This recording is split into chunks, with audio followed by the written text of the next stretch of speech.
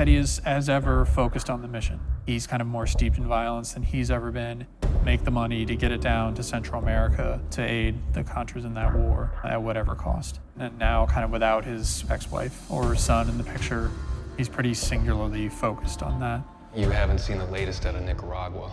Contra forces in the south have been pushed back, losing ground.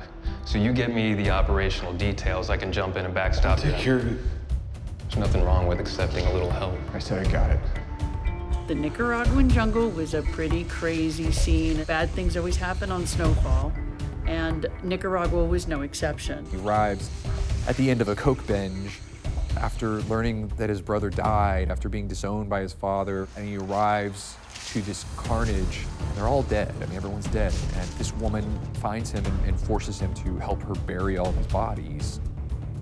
Feels like, am I really doing this? Is this really happening? I used to be a person who didn't do these things. Somehow I ended up here, but I can't track all the steps of how I got here.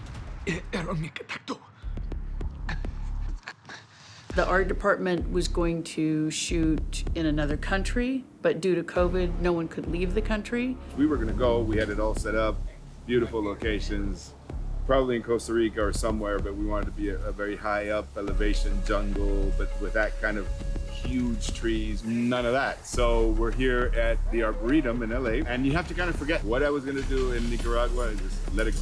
And it'll look great, it's just the process is completely anew. I've been on this since the pilot.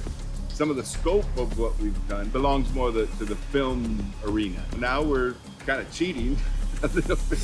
So this is a great lesson in how to cheat even better than what we used to cheat. Those sets and those particulars had to be manufactured here. As a set decorator, a lot of what I do is manufacturing of specialty items. In the case of Nicaragua, it was hammocks, weird chairs, funky found objects that could be turned into other things. A lot of recycling and upcycling.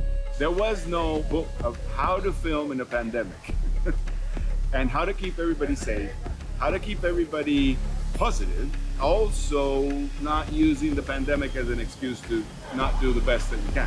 You look around and it looks like you're in a jungle, but then like you hear a Prius drive by on the road outside. It does feel dreamlike, but yeah, it's weird for the characters, so that's totally appropriate and fine.